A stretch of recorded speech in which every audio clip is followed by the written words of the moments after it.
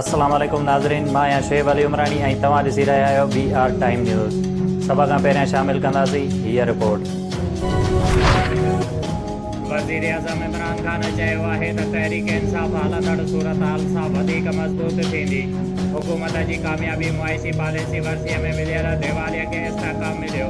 Parliament जे मुख़्तलिफ़ मेंबरनि सां गुफ़्तगू कंदे वज़ीर आज़म चयो त हुकूमत अवाम खे महांगाईअ जे मनफ़ी असरनि खां बचाइण लाइ तमामु मुमकिन क़दम खणी रही आहे। वज़ीर आज़म सां सुभाणे चौधरी बिरादरीअ जी मुलाक़ात थींदी।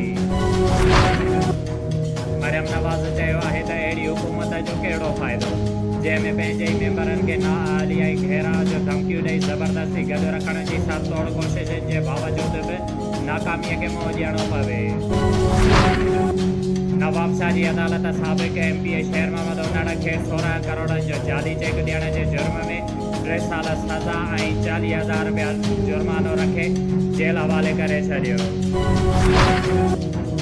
नवाब शाह जे ॻोठ हाजी गुलाम नबी कात्यार जे रहवासनि पारां समीर कात्यार, अहमद खान कात्यार, अज़हर वसीम, अब्दुल हफीज़ कात्यार ऐं ॿियनि जी अॻुवाणीअ में बाबडा जे SDO जे मुबैना ज़ियादतुनि ख़िलाफ़ नवाब शाह प्रेस क्लब ॿाहिरां हथनि में बिजलीअ जा बिल खणी एहतिजाजी मुज़ाहिरो कंदे ताईं चयो आहे त असांजे ॻोठ में बिजलीअ जा तक़रीबन बिल अदा थियल आहिनि, जॾहिं त कुझु माण्हुनि जा बिल रहियल आहिनि, जंहिंजे करे बाबडा जो SDO आसिफ ज़रदारी सॼे ॻोठ जी बिजली कटे वियो आहे।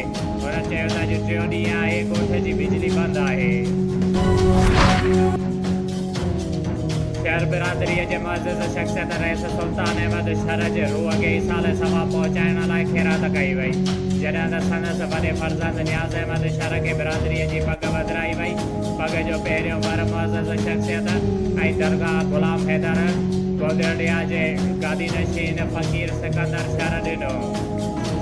शुएब अली उमरानीअ खे ॾींदा इजाज़त। वधीक ख़बरुनि ऐं अपडेट्स लाइ ॾिसंदा रहो BR टाइम न्यूज़।